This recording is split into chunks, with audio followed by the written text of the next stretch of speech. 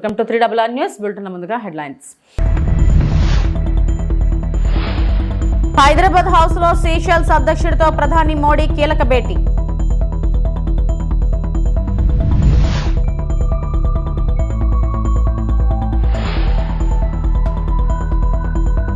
రెండేళ్లలో అమరావతి నుంచి క్వాంటమ్ కంప్యూటర్లు సీఎం చంద్రబాబు.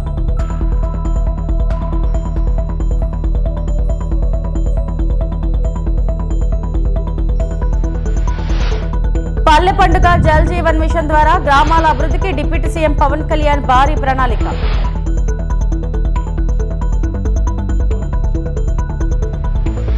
ప్రధానమంత్రి నరేంద్ర మోడీ సీషెల్స్ అధ్యక్షుడు డాక్టర్ ప్యాట్రిక్ హెర్మిన్తో న్యూఢిల్లీలోని హైదరాబాద్ హౌస్ లో కీలక ద్వైపాక్షిక చర్చలు నిర్వహించారు. ఈ భేటీలో భారత్ సీషెల్స్ మధ్య స్నేహపూర్వక సంబంధాలు, వ్యూహాత్మక భాగస్వామ్యం, అభివృద్ధి సహకారం తదితర అంశాలపై విస్తృతంగా చర్చించారు. Mission and Ministry of Health of Seychelles on pharmacopoeia cooperation. This document will be exchanged by His Excellency Dr. Marvin Fanny, Minister of Health of Seychelles, and Dr. S. Jayashankar, External Affairs Minister of India.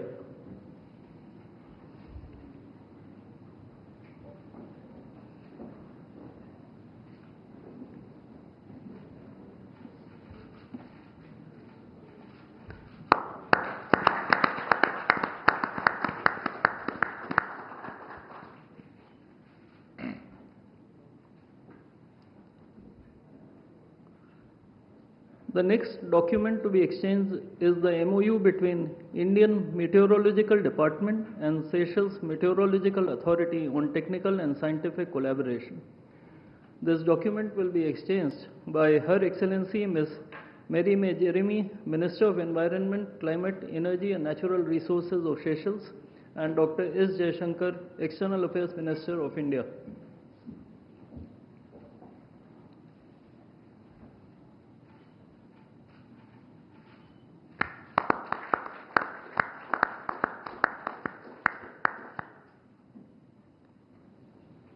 ప్రభుత్వ పథకాలను అట్టడుగు వర్గాలకు కూడా చేరవేయాలని AP CM Chandrababu ఆదేశించారు. సచివాలయంలో మంత్రులు, వివిధ శాఖల కార్యకర్తలతో సీఎం సమీక్ష నిర్వహించారు.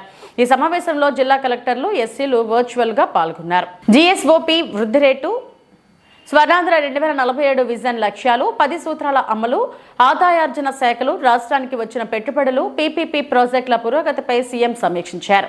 రియల్ టైమ్ గవర్నెన్స్ లో భాగంగా సాంకేతికతతో పాటు అవేర్, డేటా లీక్ పాలనలో ఏఐ టూల్స్ వినియోగం, కేంద్ర ప్రయోజిత పథకాల యాక్షన్ ప్లాన్, యువతకు నైపుణ్యాభివృద్ధి, వన్ ఫ్యామిలీ వన్ ఎంటర్ప్రెన్యూర్ విధానం అమలుపై చర్చించారు. ఈ సందర్భంగా చంద్రబాబు మాట్లాడుతూ వివిధ అంశాలపై అధికారులకు దిశానిర్దేశం చేశారు. మనం చేసిన 19 months నుంచి ఈ రెండు కూడా సెంట్రల్ పాయింట్గా పెట్టుకొని ఈరోజు ఆర్టీజీఎస్ కావచ్చు, లేకపోతే టెక్నాలజీ పెనిట్రేషన్ కావచ్చు, అదే మరి మొత్తం గవర్నమెంట్ డేటా అంతా కూడా సింగిల్ పోర్టల్కి తీసుకురావడం కావచ్చు, ఇంకొక పక్కన ఏఐ అప్లికేషన్ కూడా వాడే పరిస్థితికి మనం వచ్చాం. ఇప్పుడు నెక్స్ట్ లెవెల్కు క్వాంటమ్ కంప్యూటర్ కూడా నిన్నే ఫౌండేషన్ వేసిన సెంట్రల్ మినిస్టర్ వచ్చారు. 6-7 దేశాల్లో మనది ఒక దేశం. మన దేశంలో అమరావతి సెంట్రిక్గా ఈరోజు క్వాంటమ్ కంప్యూటర్ కూడా వే పరిస్థితి వచ్చాం. అంటే టెక్నాలజీలో ఎక్కడా వెనుకబడి లేము. 2 సంవత్సరాల్లో క్వాంటమ్ కంప్యూటర్స్ ఇక్కడి నుంచే మ్యానుఫ్యాక్చర్ చేసే పరిస్థితికి వస్తున్నారు. మనమే ప్రపంచానికి క్వాంటమ్ కంప్యూటర్ కూడా ఇచ్చే పరిస్థితికి వస్తున్నాం. AI, quantum computers, data centres ఇవన్నీ కూడా రాబోయే రోజుల్లో సాంకేతికంగా పెనుమార్పులు వస్తాయి. ఓవరాల్ ఇంపాక్ట్, డీప్ టెక్నాలజీ అనేది ప్రతి ఒక్కరి జీవన ప్రమాణాలు పెంచడానికి కానీ డే టు డే లైఫ్ వాడుకోవడానికి పనికొచ్చే పరిస్థితి వస్తుంది. ఈ విషయం మనం పదే పదే మాట్లాడుకుంటున్నాం. అందుకే ఈరోజు మీరు చూస్తే ప్లానింగ్ డిపార్ట్మెంట్ అయితే ప్రతి నెల 8వ తారీఖున కేపీఐస్ అన్ని తయారు చేసి ఆ కేపీఐస్ బేస్ చేసుకొని వాట్ ఈస్ ది జిఎస్టిపి రాష్ట్ర ప్రభుత్వాలు ఈరోజు వన్స్ ఇన్ ఎ ఇయర్ కొంచెం లేట్గానో ముందుగానే ఇచ్చే పరిస్థితిలో ఉన్నారు. గవర్నమెంట్ ఆఫ్ ఇండియా మాత్రం జీడిపి కంపల్సరీగా క్వార్టర్లీ ఫిక్స్డ్ డేన వాళ్ళు అనౌన్స్ చేసే పరిస్థితికి వచ్చారు. అది ఇప్పుడే కాదు, ఎప్పుడూ కంటిన్యూ అవుతా ఉంది. అదే సమయంలో మనం క్వార్టర్లీ అనౌన్స్ చేస్తున్నాం. ఇప్పుడు నెక్స్ట్ స్టెప్కి వెళ్ళాం.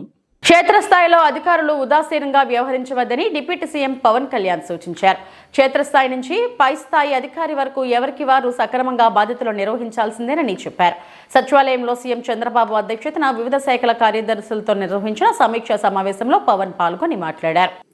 పల్లి పండుగకి సంబంధించి నా డిపార్ట్మెంట్ సంబంధించి పిఆర్ఎన్ఆర్కి సంబంధించి పల్లి పండుగ పోయిన సంవత్సరం 2,500 కోట్లు, పల్లి పండుగ 2.0 కింద 5,700 కోట్లు, అడవి తల్లి బాటుగా 1,005 కోట్లు, special assistance to state for capital investment which is called SASCI 2,123 crores. In total 11,328 కోట్లు శాంక్షన్ చేయబడింది. అలాగే జల్ జీవన్ మిషన్ పథకానికి సెంట్రల్ అండ్ స్టేట్ షేర్ కింద మొత్తం 28,000 కోట్లు మొబిలైజ్ జరుగుతూ ఉంది.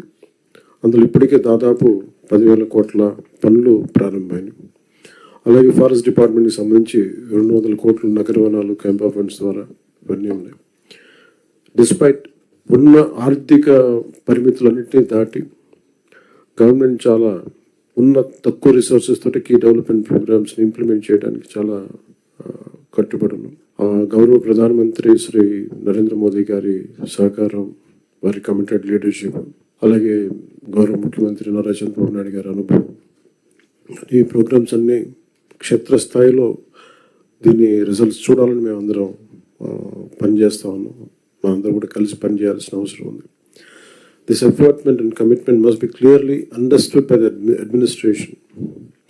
When funds are arranged with such difficulty and responsibility, there can be no excuse for failure in implementation. Every rupee must be translated into visible outcomes on the ground. Officers at all levels must ensure that funds are made available and projects should be executed efficiently, transparently and within timelines without any delay. ప్రత్యేకించి ఈ మధ్యన గౌరవ ముఖ్యమంత్రి గారి దృష్టి కూడా తీసుకొస్తాం. క్షేత్రస్థాయిలో కొంత ఉదాసీనత ఉంది అందరికి. ఆ రిజల్ట్స్ మేము గౌరవ ముఖ్యమంత్రి గారు మాకు ఇచ్చినంత టార్గెట్స్గా మేము కిందికి వెళ్తా ఉంటే కొన్ని ఎక్స్క్యూజెస్ కనిపిస్తాను. దయచేసి అవన్నీ లేకుండా చూడండి. ఎందుకంటే మేము 4 గోడల మధ్య కూర్చునే వ్యక్తులు ఎవరు కాదు. కరీంనగర్ లో ధనవంతులకు గుణవంతులకు మధ్య పోటీ జరుగుతుందని కేంద్ర మంత్రి బండి సంజయ్ అన్నారు. బీజేపీ అభ్యర్థులకు మద్దతుగా బండి సంజయ్ ప్రచారంలో పాల్గొన్నారు. కాంగ్రెస్ కు ఓటు వేస్తే పన్నులు పెంచుతారని విమర్శించారు. కరీంనగర్ లో బీజేపీ అభ్యర్థి మేయర్ స్థానం గెలుస్తారని విశ్వాసం వ్యక్తం చేశారు. కరీంనగర్ అభివృద్ధి బీజేపీతోనే సాధ్యమవుతుందని ధీమా వ్యక్తం చేశారు. ఇలా మీకు అభివృద్ధి చేస్తామని కాంగ్రెస్ అంటారు చేతి గుర్తులు. నేను గిన్ని 100 కోట్లు పట్టుకొచ్చినా ఎప్పుడైనా పన్నులు పెంచినా నేను ఎక్కించి పట్టుకొస్తా పైసలు. నరేంద్ర మోడీ గారిని ఒప్పించి పైసలు నేను పట్టుకొస్తా. ఈ ఆలోచించుకోరి.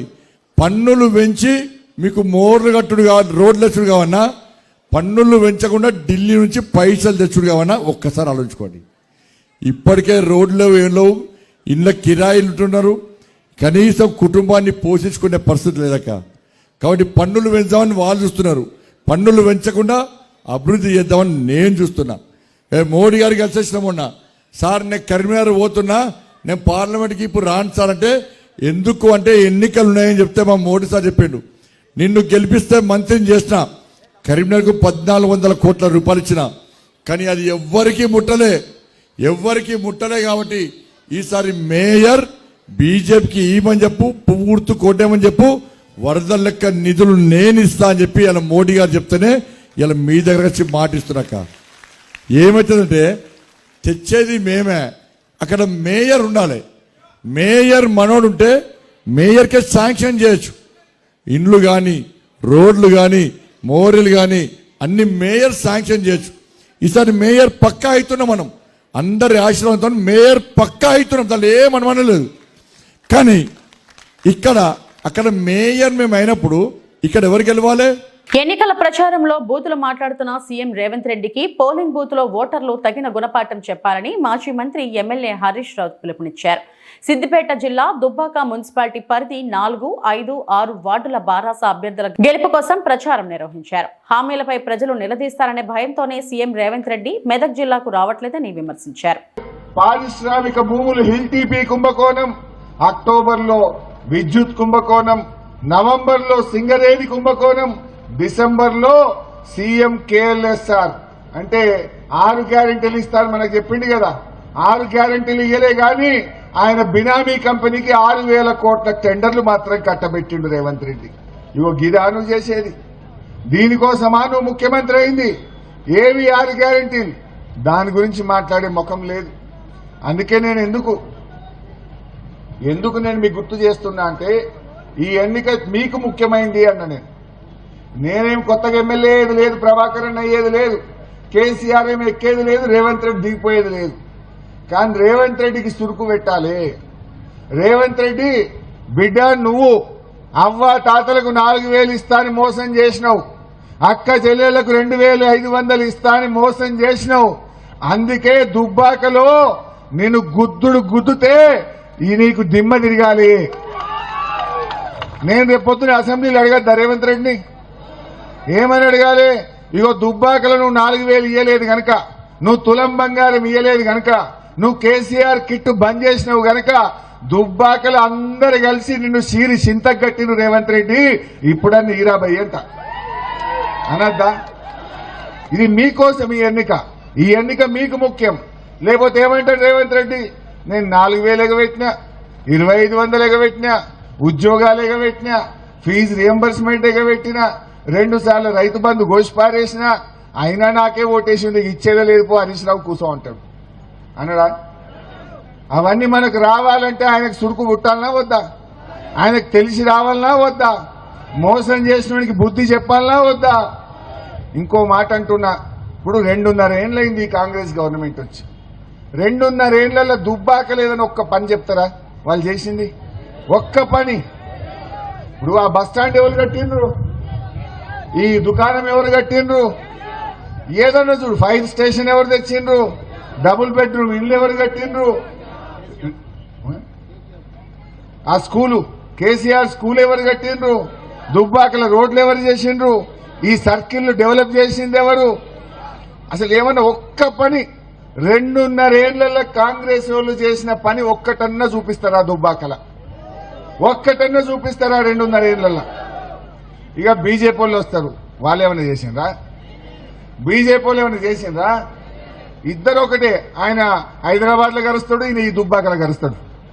బీజేపీ వాళ్ళు కాంగ్రెస్ వాళ్ళు తిట్టుడే తిట్టుడు తప్ప చేసుడు ఏమన్నా ఉన్నది అసలే? నేను ఒక మాట అంట, ఇప్పుడు ఇలా మా అవ్వ బుక్కటి తింటుందంటే కేసీఆర్ ఇచ్చిన 2,000 కాదా? మా బీడీలు చేసే చెల్లెకింత ఆసరైందంటే కేసీఆర్ ఇచ్చిన 2,000 కాదా? మరి కాంగ్రెస్ వాడు వచ్చి 4,000 ఇస్తే మా అవ్వ బతుకుతుంది కానీ కేసీఆర్ ను తింటే నా అవ్వ బతుకుతుందా?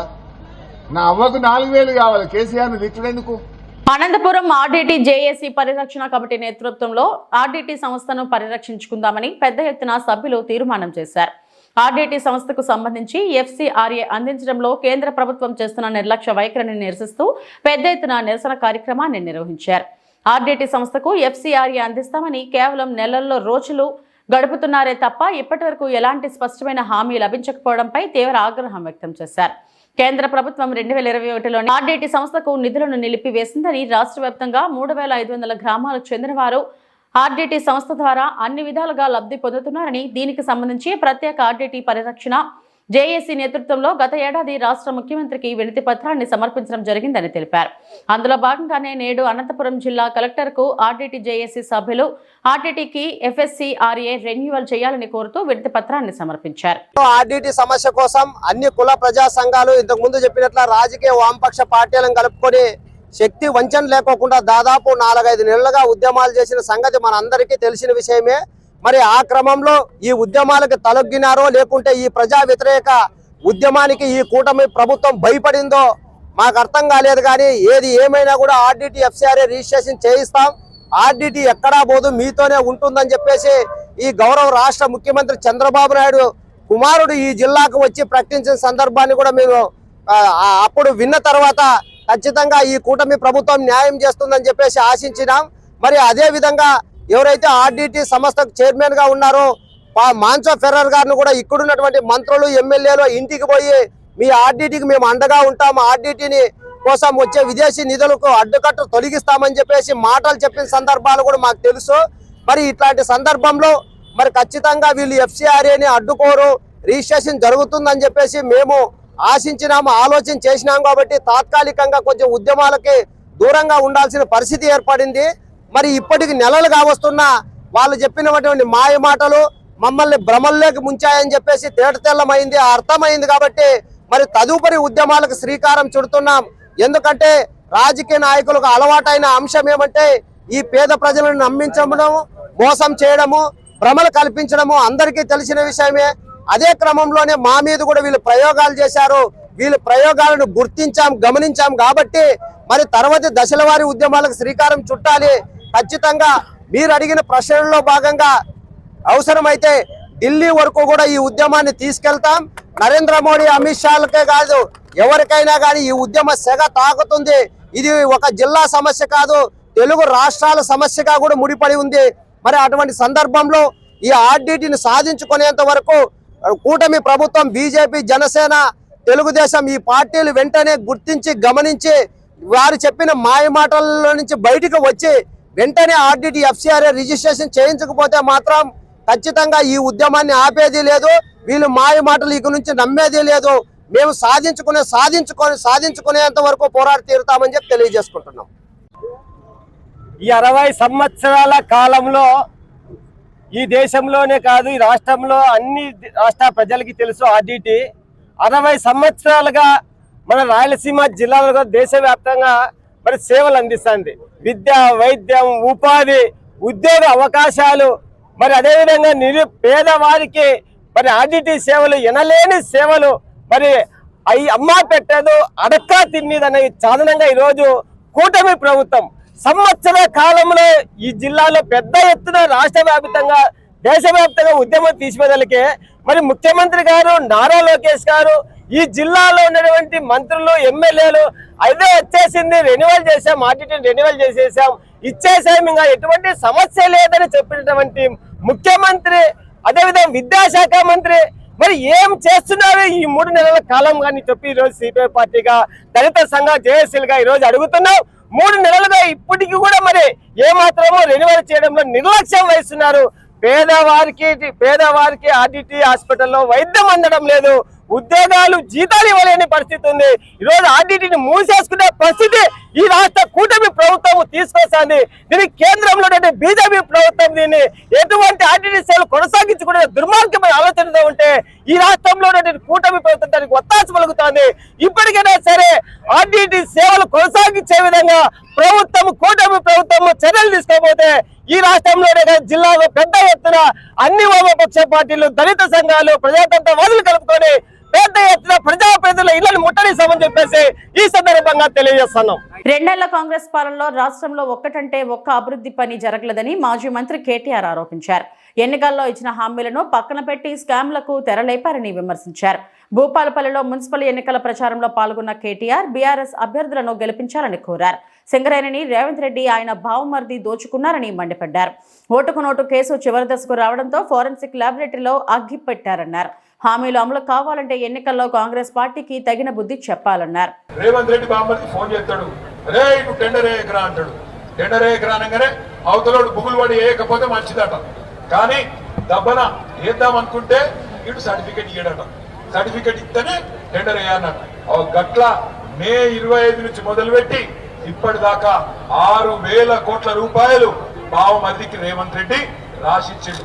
ఆ కుంభకోణం బయట పెట్టంగానే ఇక ఫోన్ ట్యాపింగ్, ఈ ట్యాపింగ్, ఆ ట్యాపింగ్ అని మమ్మల్ని వరుస పెట్టి పిలుచుడు మొదలు పెట్టిండు. నిన్నటికి నిన్న ఏం చేసిండో చూసిరా? ఇదివరకు దొరికింది కదా ఓటుకు నోటు 50 లక్షలతో దొరికింది, యాదుకుందా? మర్చిపోయినరా? ఆ ఆధారాలన్నీ హైదరాబాద్ లో ఒక ఆఫీసులు ఉంటాయి. ఆ రోజు దొరికిన బ్యాగు, అదే విధంగా దొరికిన మిగతా వివరాలన్నీ ఒక ఆఫీస్ హైదరాబాద్ లో ఫోరెన్సిక్ ల్యాబొరేటరీ అని ఉంటుంది. ఆ ల్యాబొరేటరీలో ఉంటుంది ఒక ప్రయోగశాల. అందులో నిన్న అగ్గి పెట్టిండు, మొత్తం కాలబెట్టిండు సాక్ష్యాలు లేకుండా. ఎందుకంటే వచ్చిందిగా కేసు ఆఖరి దశకు వచ్చింది, శిక్ష పడుతుందేమో అని చెప్పి ఆయన దాన్ని బుక్కి చేసిండు, అగ్గి పెట్టిండు, బుక్కి చేసిండు. దొంగ దొరికిపోయిండు కాబట్టి జైలు పోకుండా కాపాడుకునే ప్రయత్నం చేసిండు. నేను మీ అందరికి ఒకటే విజ్ఞప్తి చేస్తున్నా, సింగరేణిని దొంగతనం చేస్తున్నాడు, మీ బతుకులాగం చేసినోడు, మంచిగా ఉన్న రైతులను నాశనం చేసినోడు, మంచిగా ఉన్న సింగరేణి కార్మికులను ఆగం చేసినోడు ఈ రేవంత్ రెడ్డి, ఈ కాంగ్రెస్ పార్టీ. అందుకే ఎల్లుండి 11 తారీఖు నాడు వీళ్ళకి కనుక మనం కర్రు కాల్చి వాత పెట్టకపోతే, వీళ్ళకి కనుక బుద్ధి చెప్పకపోతే మళ్ళొకసారి రేవంత్ రెడ్డి ఏమనుకుంటాడు ఎరికేనా, నేను వీళ్ళకు 2500 ఇవ్వకపోయినా ఆడపిల్లలు నాకే గుద్దిండ్రు, 4000 ఇవ్వకపోయినా ముసలోళ్ళంతా నాకే ఓటేస్తున్నారు, మరి రైతు బంధు వేయకపోయినా రైతులు నాకే ఓటేస్తున్నారు, 19,000 మందికి కేసీఆర్ డిపెండెంట్ ఉద్యోగాలు మెడికల్ బోర్డు పెట్టి ఇచ్చిండు, నేను 11 నెలల నుంచి బోర్డు పెట్టకపోయినా కార్మికులు నాకే గుద్దుతున్నారు. అసలు నేను ఎందుకు వేయాలి అనుకుంటాడు. అయ్యా అదా మనోళ్ళు యూరియాలో పెడుతున్నారు. కేసీఆర్ ఉన్నప్పుడు ఆటో అన్నకు ఒక 400 రూపాయలు ఇంత పొలకాళ్ళు వేసుకోకపోతుండే యూరియా. ఇలా దొరుకుతుందా? యూరియా దొరకదు, రైతు బంధు రాదు. ఇక బోగస్ ఎప్పుడో అయిపోయింది తమ్ముడు. ఎన్ని చెప్పమంటావు, 420 ఉన్నాయి. అందుకే నేను అడిగిన ఉత్తుతగానే అడగలే, మనకు సోయి వచ్చిన మాట నిజమే అయితే పక్కా రేవంత్ రెడ్డికి సురుకు పెడితేనే, రేవంత్ రెడ్డికి కర్రు కాల్చి వెనకకెళ్ళి వాత పెడితేనే చక్కగా అవుతాడు. లేకపోతే మాత్రం ఇంకో 2 ఏళ్ళు ఇదే మాటలు, ఇదే అబద్ధాలు, ఇదే బూతులు వీటి మీదకి వెళ్ళి నడిపిస్తాడు. బూతుల సీఎం కు బుద్ధి చెప్పాలంటే పోలింగ్ బూత్ కెళ్ళే బుద్ధి చెప్పాలి, ఏ గుర్తు కొట్టేయాలి. ఇక ఇంకొక పార్టీ కూడా ఉన్నది, సందిట్ల సడే మీ అనుకో పార్టీ ఉన్నది, పూజకు పనికిరాని పువ్వు, ఏమిటికి పనికిరాడు. 12 ఏళ్ళ ఢిల్లీలో గద్దెగెక్కి కనీసం అదేదో ఉంటే సీరియల్ జ్యోతక్క అయింది, అది మొగల్ రేకుల, ఆ పూల ఒక రేఖన మనది పడ్డదా, ఒక రేకు, ఆ మొగల్ రేకులో మన రేకులు అది ఉంటుంది కానీ ఒక రేకు 12 ఏళ్లలో ఒక్కటి చిన్న బుడ్డ పైసా పనిచేసినాడు మా బీజేపీ. మనకు మోడీ గారు చెప్పినప్పట్లేదు 15 లక్షలు ఇస్తాను వచ్చినాయా, ఒక పని చేయండి, ఆఖరికి ఒక మాట చెప్పి నేను ముగిస్తా. 15 లక్షలు వచ్చిన వాళ్ళు, మోడీ పంపిన 15 లక్షలు వచ్చిన వాళ్ళు. తిరుమల శ్రీవారిని పలువురు సినీ ప్రముఖులు దర్శించుకున్నారు. సోమవారం ఉదయం వీఐపీ ప్రారంభ విరామ దర్శన సమయంలో నటుడు తేజ సజ్జా, నటి శ్రీలీల, సంగీత దర్శకుడు తమన్, గాయకులు శ్రీకృష్ణ స్వామివారి సేవలు వేరువేరుగా పాల్గొన్నారు. టీటీడీ అధికారులు వారికి దర్శన ఏర్పాట్లు చేశారు. దర్శనం అనంతరం రంగనాయకుల మండపంలో పండితులు ఆశీర్వచనం చేసి స్వామివారి తీర్థ ప్రసాదాలను వారికి అందజేశారు. శ్రీవారి ఆలయం వెలుపల సినీ ప్రముఖులు కనిపించడంతో పలువురు భక్తులు, అభిమానులు వారితో సెల్ఫీలు తీసుకునేందుకు ఆసక్తి చూపారు.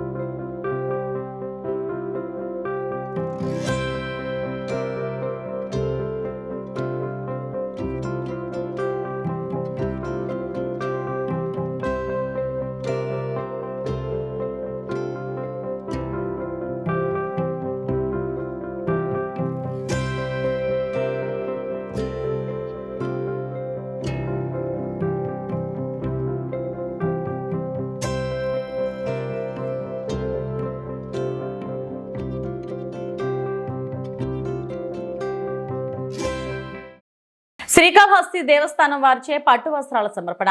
మహాశివరాత్రి బ్రహ్మోత్సవాలను పురస్కరించుకుని శ్రీకాళహస్తి దేవస్థానం వారు ఈ రోజు రాత్రి స్వామి అమ్మవార్లకు పట్టు వస్త్రాలు సమర్పించారు. శ్రీకాళహస్తి దేవస్థానం తరపున ఆ దేవస్థానం ధర్మకర్తలి మండలి అధ్యక్షులు శ్రీ సాయి ప్రసాద్, కార్యనిర్వహణాధికారి శ్రీ బాపిరెడ్డి ఈ పట్టు వస్త్రాలను సమర్పించడం జరిగింది. కార్యక్రమంలో శ్రీకాళహస్తీశ్వర స్వామి వారి దేవస్థానం ప్రధాన అర్చకులు కరుణాకర్, గురుకుల్ సహాయ కార్యనిర్వహణాధికారి ఐఎన్వి మోహన్, పర్యవేక్షకులు నాగభూషణం, అర్చకులు, వేద పండితులు, సిబ్బంది పాల్గొన్నారు.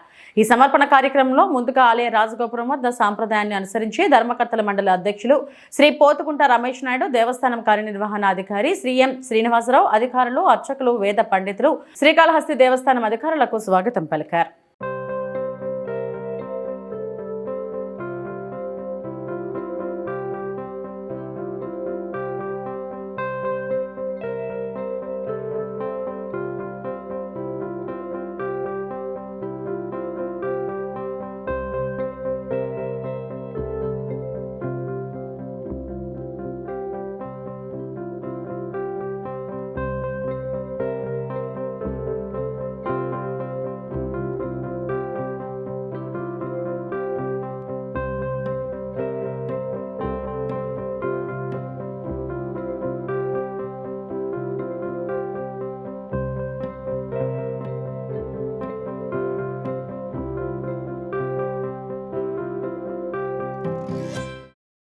ఆళ్లగడ్డ జనసేన నేత మైలేరి మల్లయ్య జగన్ అంబటి రాంబాబులపై ఫైర్ అయ్యారు. కూటమి పాలనలో సంక్షేమం, అభివృద్ధి దూసుకెళ్తుందన్నారు. ఇది జీర్ణించుకోలేని వైసీపీ నాయకులు డైవర్షన్ పాలిటిక్స్ చేస్తున్నారని, ప్రజలు వైసీపీ డ్రామాలు నమ్మే పరిస్థితిలో లేరని అన్నారు. పరమ పవిత్రమైన శ్రీవారి లడ్డూలు కల్తీ చేసి వైసీపీ నేతలు మహాపాపం చేశారన్నారు. గంట అరగంట ఆంబోతు అంబటి రాంబాబును కాపులు నమ్మే పరిస్థితిలో లేరని మల్లయ్య మండిపడ్డారు. జగన్ తన ఉనికి, పార్టీ ఉనికి కాపాడుకోవడం కోసం చేసే జిమ్మిక్కులు అన్ని ప్రజలు గమనిస్తున్నారని మల్లయ్య అన్నారు.